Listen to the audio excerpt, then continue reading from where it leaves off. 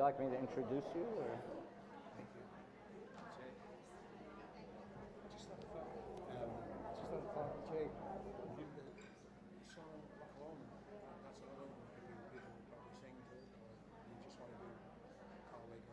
Do whatever you're ready to do. Whatever you. I don't want to like it the last minute. Okay, it is time. Well, no.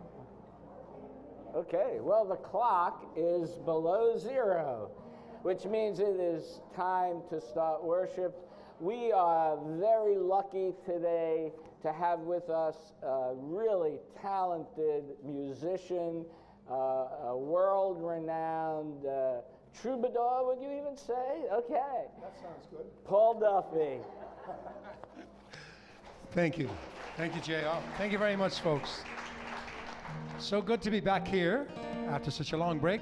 Used to do the St. Paddy's Day shows here.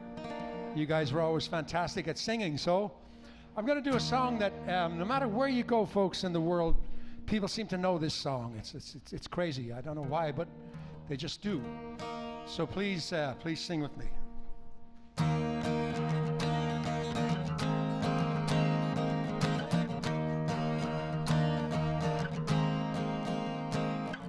By yon bonny banks, by yon bonny braes, where the sun shines bright on Loch Lomond, for me and my true love won't ever want again, on the bonny, bonny banks of Loch Lomond. All right, here's where you join in. Here we go. For ye'll take the high road and I'll take the low road, and I'll be in Scotland afore ye. For me and my true love will never meet again, on the bonny, bonny banks of Loch Lomond. Beautiful, that's lovely. Bill Delgarno's in the house. 'Twas there that we parted, in yon shady glen, on the steep, steep side of Ben Lomond. In the purple hue, the Highland Hills we view, and the moon coming out in the gloam. All right, here we go again. Your voices sound lovely. You'll take the high road and I'll take the low road, and I'll be in Scotland afore ye. For me and my true love will never meet again, on the bonny, bonny banks of Loch Lomond. Beautiful.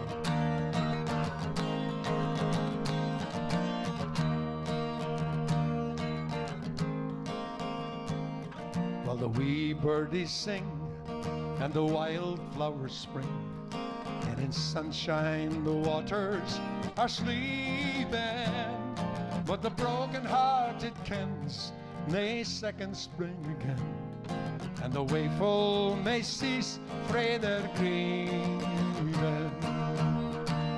All right.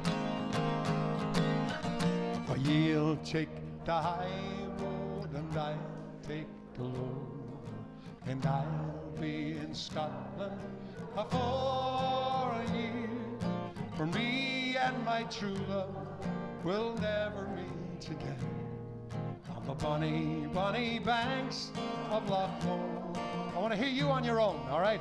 For you'll take the high road and I'll take the low road, and I'll be in Scotland afore you. Me and my true love will never meet again, on the bonny, bonny banks of Loch Lomond. One more time. For you'll take the high road and I'll take the low road, and I'll be in Scotland afore ye. For me and my true love will never meet again, on the bonny, bonny banks of Loch Lomond, on the bonny, bonny banks of Loch Lomond. Beautiful. Thank you. Dedicated to my good friend Bill Delgarno and Wilda.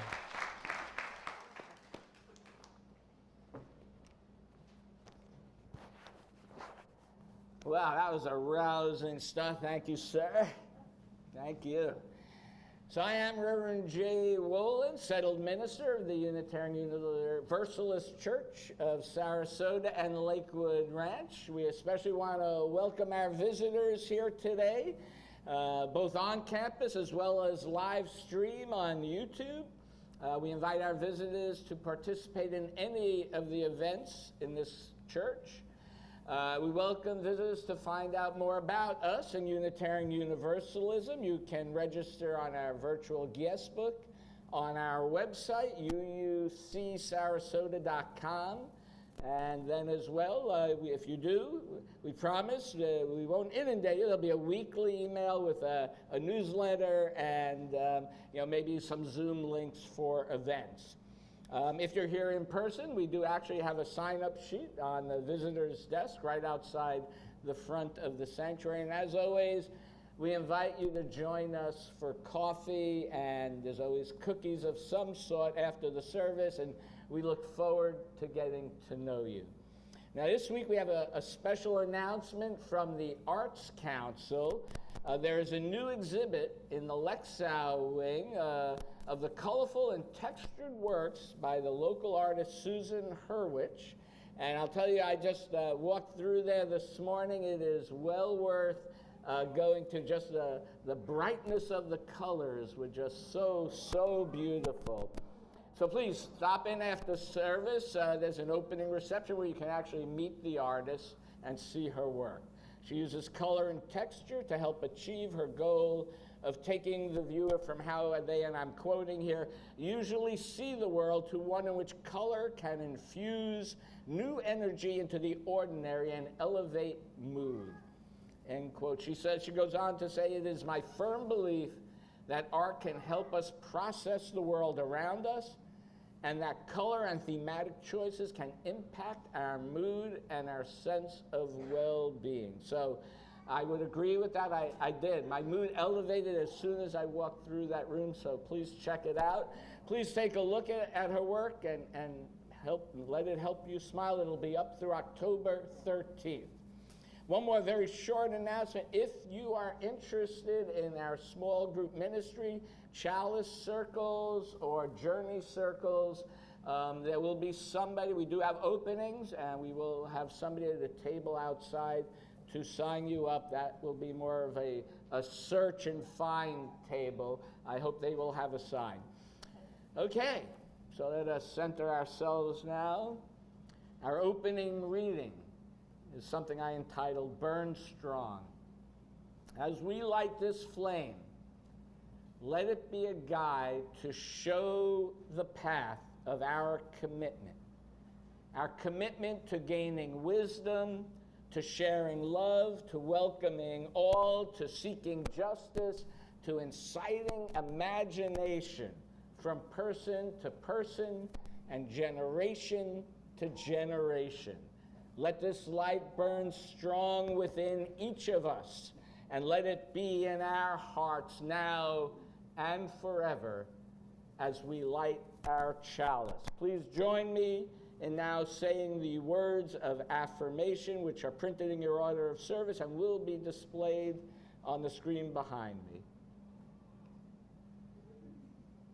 As we light this chalice, the symbol of Unitarian Universalism, we affirm our first principle, the inherent worth and dignity of every person.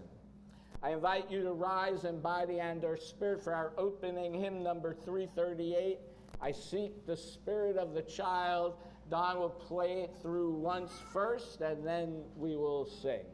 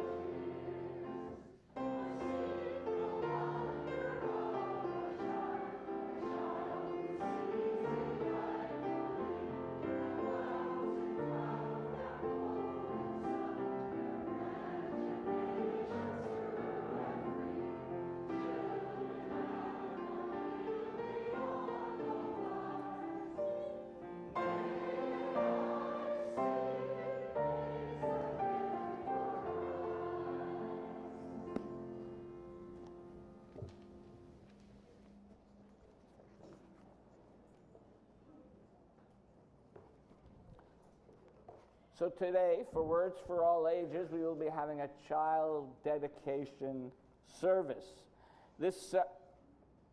Can I say a few words first? Sure. Thank you. We did not practice this up front, and I forgot to tell him about it, so I apologize. That's okay. So now is normally the time that we have our Words for All Ages, where we tell a song or a story or a skit. But today we are going to dedicate two of our children. But before we do that, I'd like to invite all of our younger UUs to come and join me and sit in this front row. So if you're a younger UU and you could come sit up here in this front row, I'd appreciate it. Everybody come sit up there. Come on down. Come on down. Everybody come on down. There you go. Front row. Very good. Thank you. So while you're doing that, I'd also like the audience to know that inadvertently a message was left out of our contact about next Sunday. So the message was, we were holding an open house for religious education, but you know, the more I thought about that is, religious education is part of you, and you are part of us. So instead of having an open house for just us, we're having Bring a Friend Sunday for everyone. Everyone bring a friend next Sunday, and we're also going to hold a potluck outside and under the big tent in the east parking lot next week. And if the weather's not kind to us, then it'll be here on campus. So no matter what, bring a friend and bring a dish to share. Okay, so now for our ceremony. And if you don't have a friend, find somebody at a coffee shop. Bring them too. So the ceremony that we are going to share is both ancient and timeless. In all parts of the earth and from the earliest days of recorded history, parents have brought their children to a place of worship, sharing their joy of and dedication to raising their child with those of the wider community. Unitarian Universalists believe that every child brings new life and hope into the world. And during the child dedication ceremony, the congregation pledges itself to partner with and support parents and families in the religious upbringing of the child. So traditionally, although this is the time to recognize our children by name, for it is that name that each of us is acknowledged as unique and a separate person. The flower that we give to each child is symbolic of the individuality we wish to affirm. This is a public occasion shared by parents, family, friends, and this entire church to mark the fact that we all have a responsibility for the care and nurturing of every child. It is our task to give them a world of peace and justice in which to grow. It is our task to share with them our ideals and our hopes. It is our task to learn from the zest and wonder of life. I now invite up, there you go, Jeff and Lisa Ellis. And their children.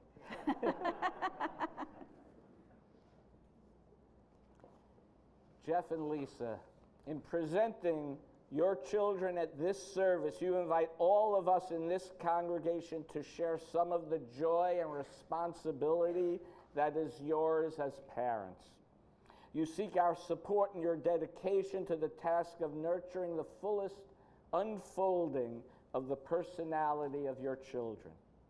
Do you parents now promise that to the best of your human abilities, you will help this child to an appreciation of truth and beauty, uprightness of character and love? If you do, please say, we do. We do. And so now we will go to the naming part of the ceremony. And by what name is this child known? Anthony James Ellis. And before each sentence, I will touch you with a rose that was dipped in water here. I touch your head that you might learn to think clearly. I touch your lips, or the mask, which your lips are behind, that you might learn to speak truth. I touch your heart so that you might learn to love deeply. I touch your hands so that you might learn to serve others. And I touch your parents so that they may always, always remind you how deeply you are loved. Welcome Anthony James Ellis to the Unitarian Universalist Church of Sarasota and Lakewood Ranch.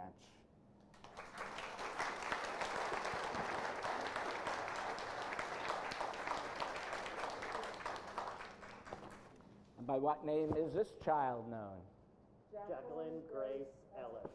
Jacqueline Grace Ellis. I touch your head that you might learn to think clearly. I touch your lips. Oh, no. Okay. That you may learn to speak truth. Oh, that's okay. It's okay. It's okay. It's okay. I touch your heart. One day you'll come to love roses, trust me. That you may learn to love deeply. I'll touch your hands so that you may learn to serve others, and I will touch your parents so that they might always remind you how deeply you are loved. Jacqueline Grace Ellis, welcome to the Unitarian Universalist Church of Sarasota and Lakewood Ranch.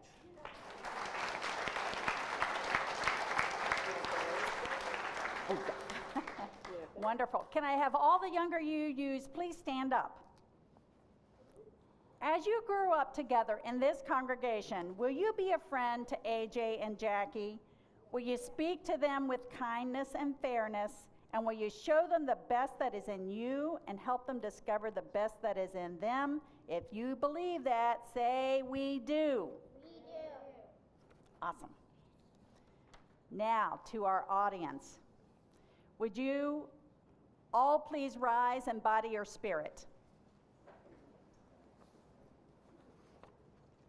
No child grows outside the influence of his community, and no parent raises a child alone. If our hopes are to blossom, we must water them with love and commitment, creating the community that we wish to see flourish in their time. Do you promise to freely and wisely love AJ and Jackie, to offer them your steady presence and your best selves, to nurture and sustain them and their family as they learn and grow and change together? We do. And now we bless the children and the youth who have been dedicated today. We give thanks for these lives that have come among us. Each new child brings us new hope for a new beginning. And we see the great potential that lies within every human life, especially one with beautiful eyes like yours. Sorry. And we know these children will bring their unique gifts to humanity if we help them to do so.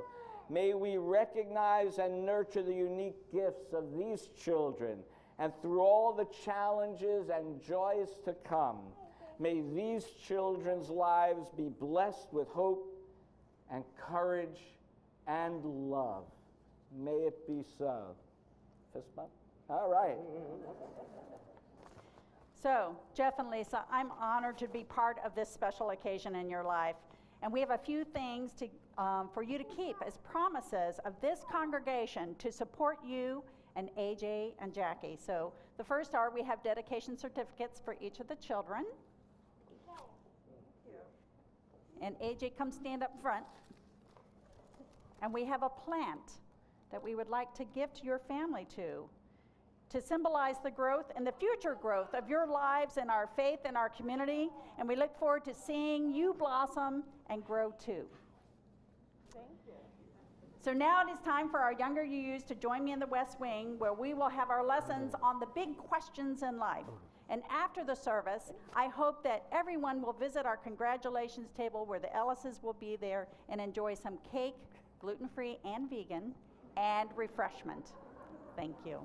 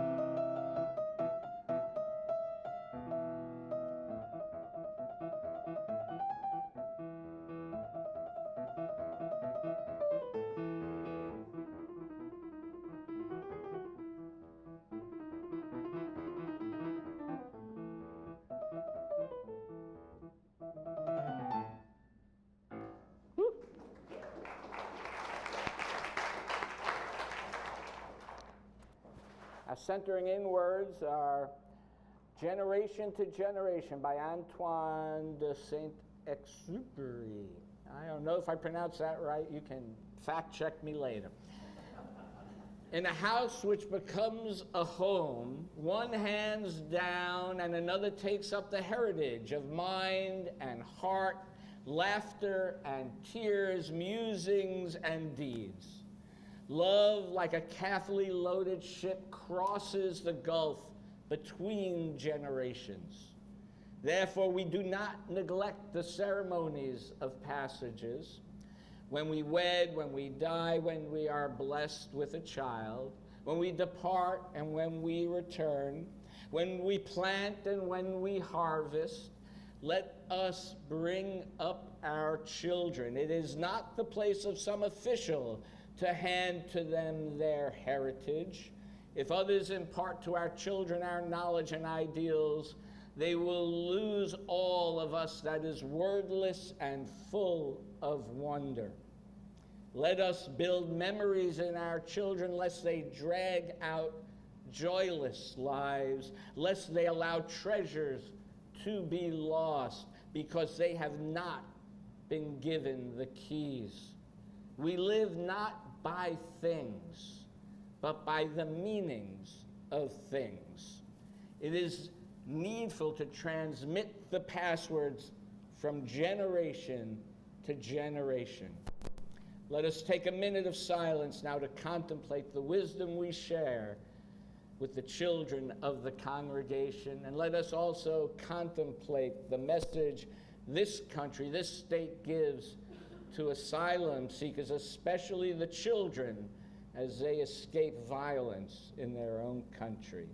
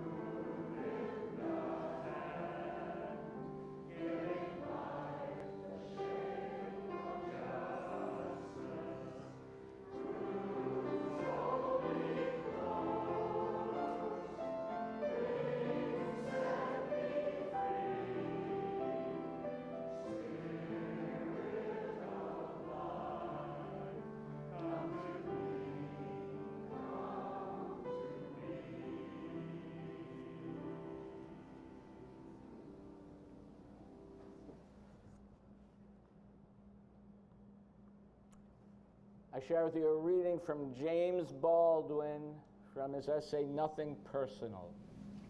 For nothing is fixed forever and forever and forever. It is not fixed.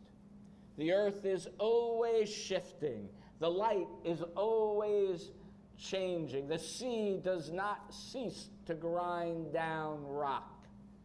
Generations do not cease to be born, and we are responsible to them because we are the only witnesses that they have. The sea rises, the light fails, lovers cling to each other, and children cling to us. The moment we cease to hold each other, the moment we break faith with one another, the sea engulfs us and the light goes out. End quote. One visible symbol of keeping the faith with each other is to share some of your money with us as we take our offering. Please be as generous as you can. For those online or even in person on your cell phone, there's a link in the description of the YouTube video or on our website under the description of today's service. Let this sacred time begin.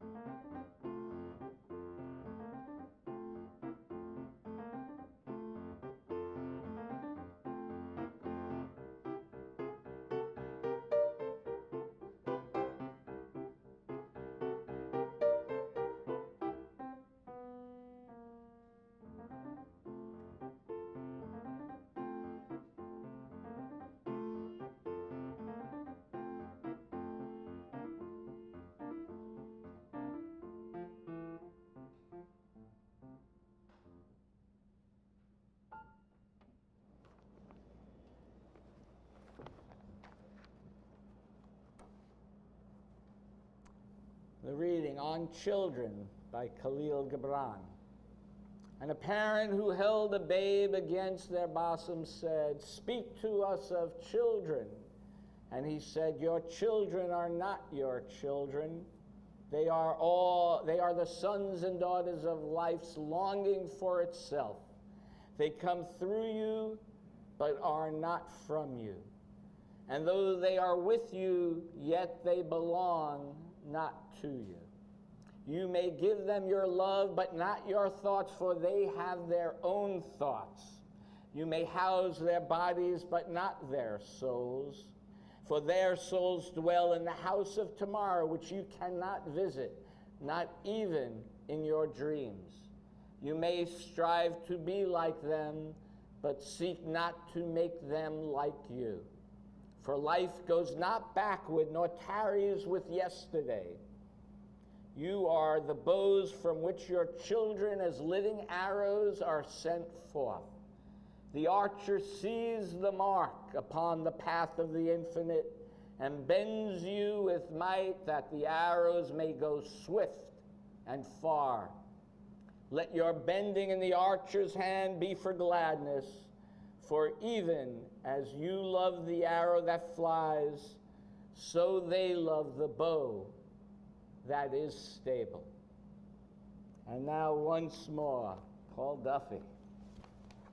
Thank you, Reverend.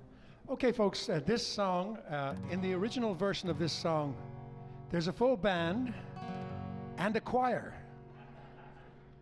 So, being that it's just little old me here, I would love you guys to sing, of course. And the lyrics are pretty simple. You might know this song. You might have heard it on the radio. Say it loud, say it clear. You can listen as well as you hear. All right?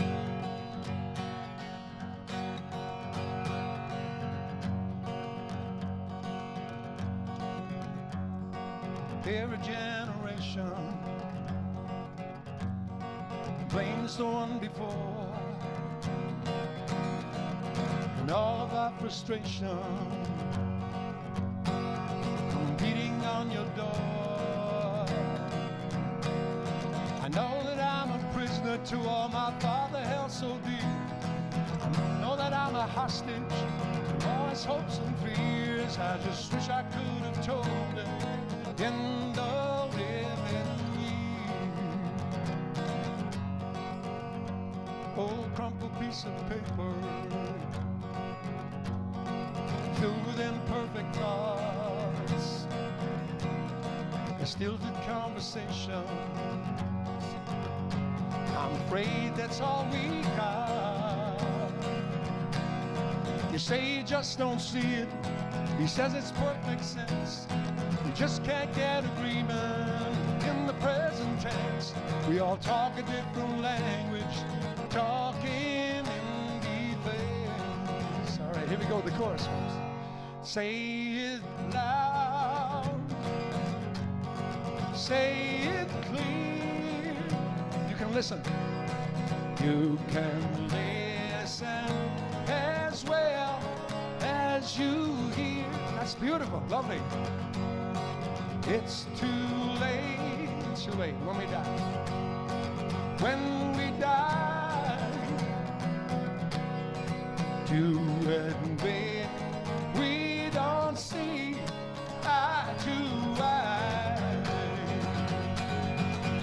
So we open up a quarrel between the present and the past. We only sacrifice our future, 'cause it's the bitterness that lasts. So don't yield to the fortunes who sometimes see us slip. You may have a new perspective on a different day. And if you don't give up, you don't give in, you may just be okay. All right, here we go again. Say it loud, say it loud, say it clear. Beautiful. You can listen as well as you hear. It's too late when we die to admit we don't see eye to eye. Now I wasn't there that morning when my father passed away. I didn't get to tell him all the things I had to say, but I think I caught his spirit later that same year. I'm sure I heard his echo in my baby's newborn tears. I just wish I could have told him in the living years. All right, say it loud, say it loud, say it clear. You can listen as well as you hear. It's too late when we die to admit we don't see eye to eye. One more time. Say it loud, say it loud. Come on, say it clear. You can listen as well as you hear. It's too late when we die to admit we don't see eye to eye. Thank you.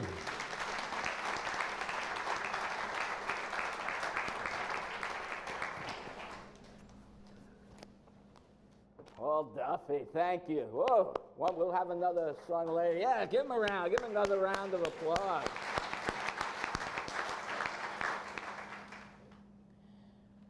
So today we commemorate this sacred event of life, this sacred covenant to and with families with a drop of water. Now, there are parallels of this type of ceremony in many, many world religions, but I ask you to consider what makes this ceremony unique to our community. Water is the symbol of life. Approximately 70% of the earth is covered with water, and over 60% of the human body is made up of water. I obtained those facts on the internet, so they may be off a little bit, but you can fact check that one too later. But the point is, it's a substantial percentage. Water was where life originated on this planet. Water can be both sublime and powerful, right? Each droplet of water on its own may not be powerful and can evaporate, although as part of a snowflake, water, although I know you don't see a lot of them here, but for those who go up north, they are each unique and beautiful in their own way.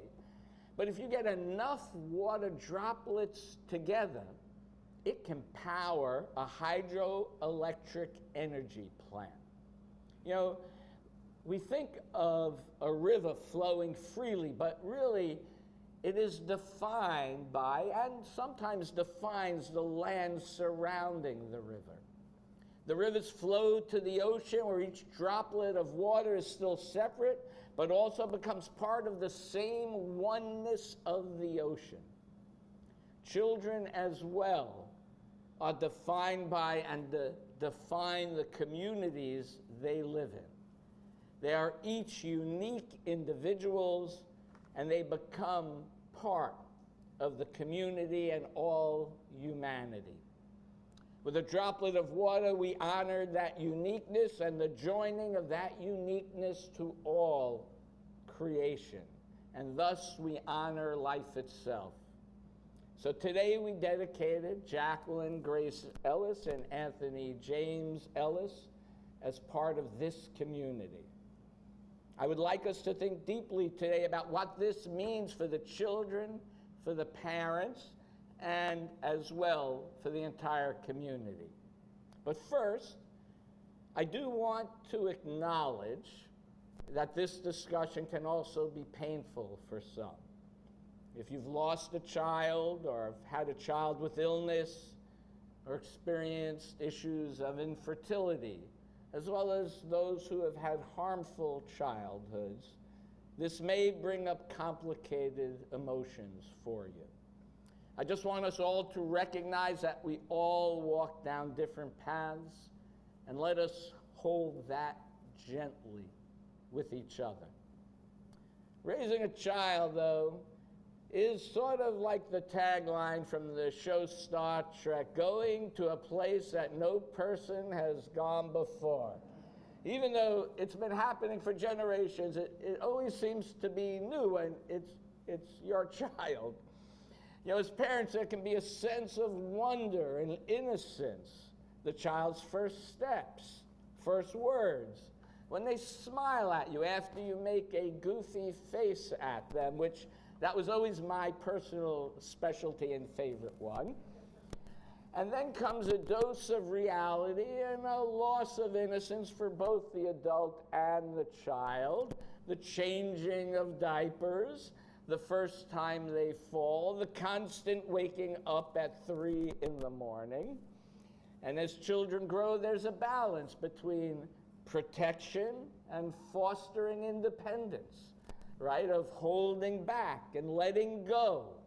Always on guard, trying to keep them from danger, but also a desire for them to explore and to create. And then a time for learning. Now, when I was young, I would always ask questions, and often my parents would say, well, just because, right? Anybody else get that response when they were growing up? I'm glad I'm not alone. Okay. But so when Jen and I started a family, if our child asked a question about why I was doing something, I became self-reflective and consciously thought about my actions. I would often end up giving like a 60-minute sermon to my son. So maybe somewhere in between those two, I'm thinking. But I do think it's important, right? Because children are watching, they are observing, they are mimicking us. And so we have to ask ourselves, what do we want our children to mimic? And even if you are not parents or don't have children here, other people's children in our community are seeing how you act. So let us be conscious about what words we say and how we say these words to our children, to each other, since our children are watching. You know, when I was young, and I hate to admit this, but my mother used to curse like a banshee. And she would always end, though, whenever she was finished cursing, she would say, "Pardon my French." And so I grew up thinking I spoke a foreign language, actually, which was okay until I got into grade school geography class and we were discussing France, and I raised my hand and assured them that I knew how to speak French. What happened next did not go well. But this concept of right speech reminds me of the fourth of 5 Buddhist mindfulness trainings, which includes, and I quote, "Aware of the suffering caused by unmindful speech, I am committed to cultivating loving speech and compassionate listening in order to relieve suffering and to promote reconciliation and peace in myself and among other people. Knowing that words can create happiness or suffering, I am committed to speaking truthfully, using words that inspire confidence, joy, and hope," end quote. And I would say right speech is not unique to Buddhism. It is part of many major religious traditions. In the Jewish scriptures, Deuteronomy chapter 6, verse 7, a passage that is the source of one of the most revered prayers in the Jewish language, the Shema, the people are told to, and I quote, "recite the holy words to their children and talk about them when you are at home and when you are away, when you wake up and when you lie down," end quote. So hence, I ask you to be conscious of what you say to in front of children and to each other. Maybe love each other, forgive each other, guide each other, heal each other with all your heart, with all your soul, with all your might. Let these thoughts be written upon your heart. Let our children hear your holy words. They may or may not be the holy words your parents use. They may not be, or may not be the holy words from scriptures written thousands of years ago.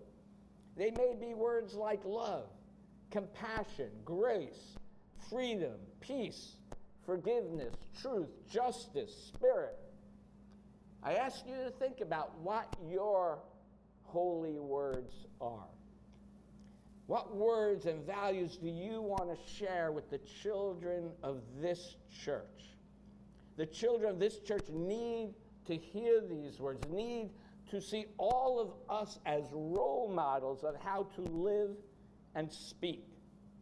Ultimately, it's our goal to allow our children to grow to reach their full potential, whatever that may be, to become the unique, wonderful beings that they were created to be, again, I'll just say it again because it was so important, to become the wonderful beings they were created to be.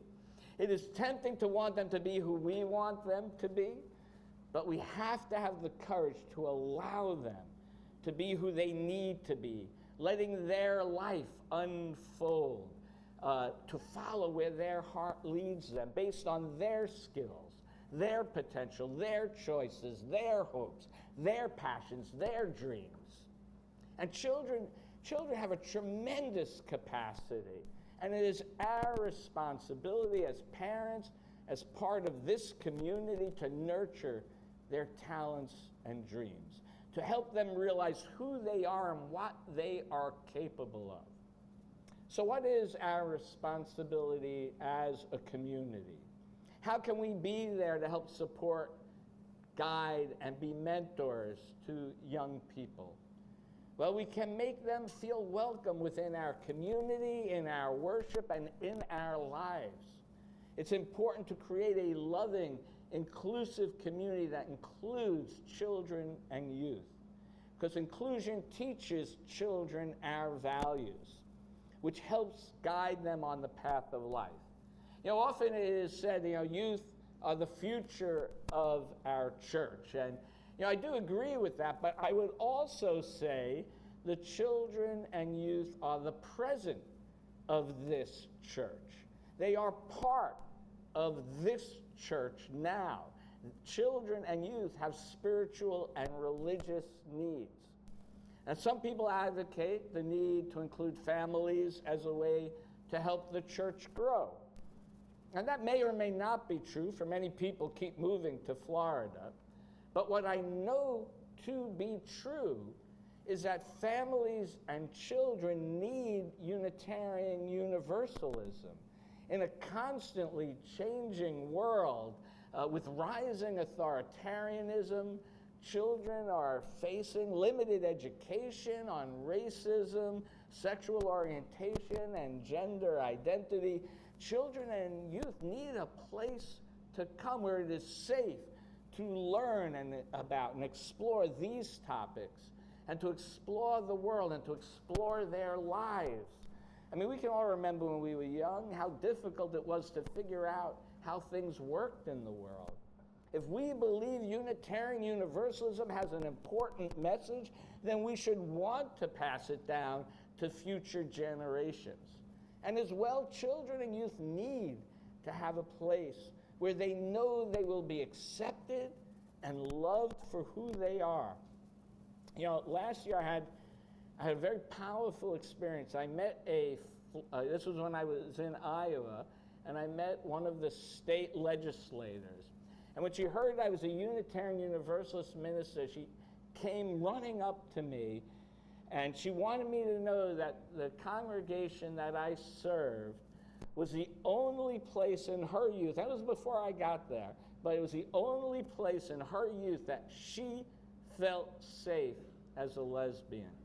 Not in school, not in the community, not even in her family, but attending the Unitarian Universalist congregation made her feel accepted for who she was, and that helped her believe that there was a place for her in the world. I mean, even now, I just get chills thinking about that congregation and the impact that we have on people. Where we invest our time, our energy, our money will define our values. And we have to ask ourselves, do we value children and families? If we truly believe in the inherent worth and dignity of every person, regardless of age, the answer has to be yes. It is a false duality to believe that it has to be either or. Unitarian Universalism is about helping all of us explore and discern the truths of the universe. And this exploration is just as important for children. We do not offer creeds or catechisms for them to learn. Our goal is to teach them to think religiously, not what to think religiously. It is our goal and our responsibility and our hope to pass on our religious values. And we should want to pass them on to children and youth, why our religion is so important to the world. There are some very practical things that we can do to support children and families. We can offer parents a night out once in a while, knowing their children are in safe hands. We can also be there to support families in emergencies. Just like we do pastoral care for our other friends here, we can do that for our families as well. We can continue to offer programming for children and families that will help support, guide, and mentor children. We need to welcome them into our community, into our worship, into our lives. And you might consider even volunteering for children's religious education. I just want to tell you my experience. I had never taught religious education before. And then when I joined my home congregation in Orlando, I taught for the first 8 years there. I was there. And I found the experience like unbelievably rewarding. In truth, what I did was more about learning, not teaching. I learned about vampires and eternal life. I learned about music that was created after the 1970s. Who knew? I'm still not sure it was all great, but, you know, who knew? There was a lot of music after the 70s. And I learned about the issues that our youth confront really seriously.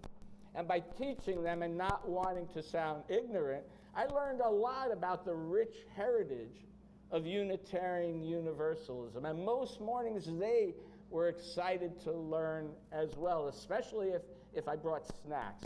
That always seemed to like that. But in the Christian scriptures, the book of Luke, chapter 18, verse 17, Jesus says, and I quote, it is little children that heaven on earth belongs. Truly I tell you, whoever does not experience the world as a little child will never experience heaven on earth. So let us be forever young. Remember how children look at and experience the world, always learning, laughing when they are happy, crying when they are hurt, expressing their honest emotions and feelings, and then when they learn to speak, expressing their honest thoughts in words that are always sometimes too close to being genuine, but until they are taught otherwise by life not to speak. So try and emulate that same genuine expression of thoughts and feelings, but with our years of experience, let's express them with mindfulness.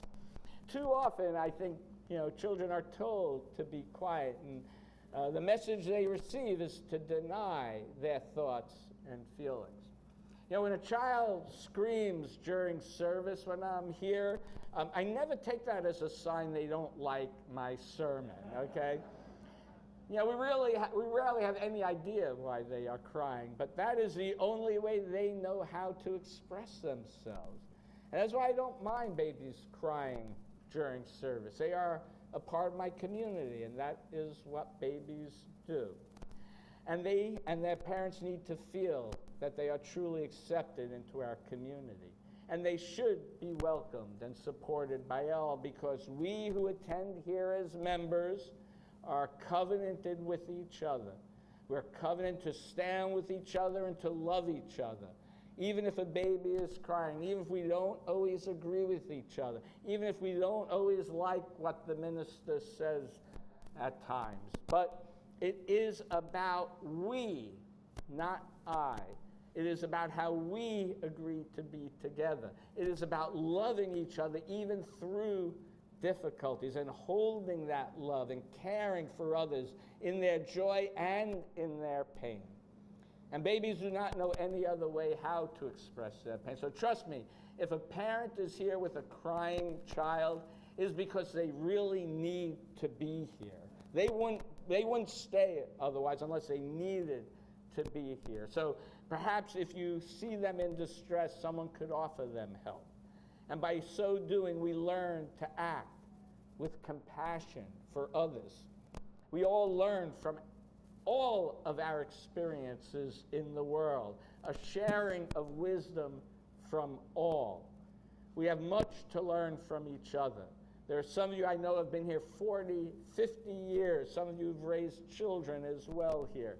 And there are many who are newer here. Some with partners, some single, some with children, some without, some old, some young. All souls are welcome here. All souls are loved here. All souls can be a part of this church family. I want to share my personal joy for each of you for the unknown and wondering that you are experiencing and will continue to experience it. Embrace it. Celebrate it. Celebrate each other in all the many forms, every moment of it. Enjoy the journey and know that we will journey with you. Know that all of you are a part of us and help make us whole. May it be so. And one last time, Paul Duffy.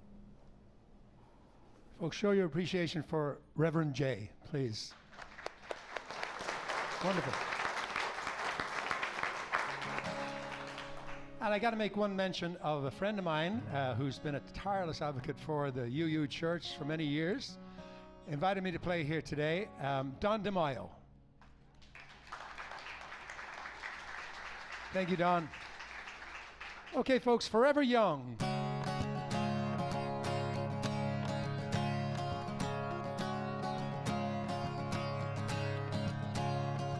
May the good Lord be with you down every road you roam.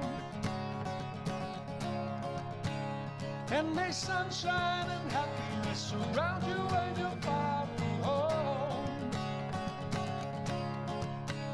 May you grow to be proud, dignified and true, and do unto others as you would have done to you. Lovely. Be courageous and be brave, and in my heart you will remain forever young. Lovely. Forever young.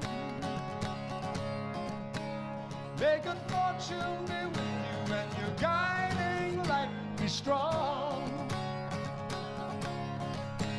Build a stairway to heaven with a prince or vagabond. And may you never love in vain, and in my heart you will remain forever young. Forever young. Sing it with me.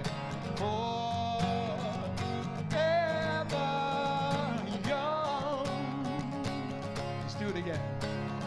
Forever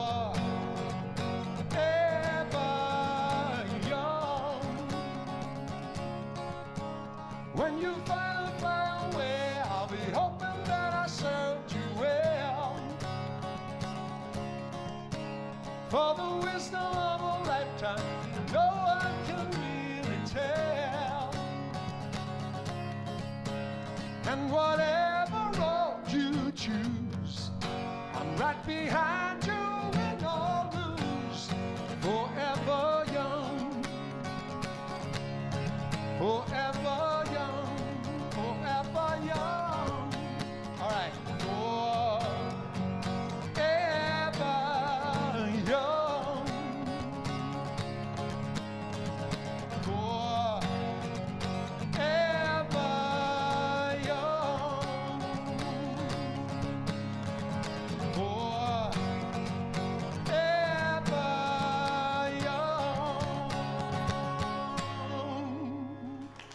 Thank you.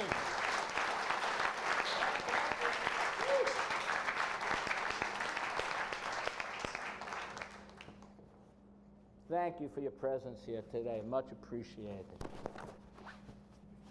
Our closing words for each other. Doesn't matter who we are. It doesn't matter what we do or did for a living. It doesn't matter what we look like. It doesn't matter who we love. It doesn't matter how many or how few we are. We have each other. We are here for each other. And as long as we live, we will always be here for each other. For that is what families should do for each other. Please join me in extinguishing the chalice, the words of which will be up on the screen. We extinguish this flame, but not the light of truth, the warmth of community, or the fire of commitment. These we carry in our hearts until we are together again. Thank you for your presence here today.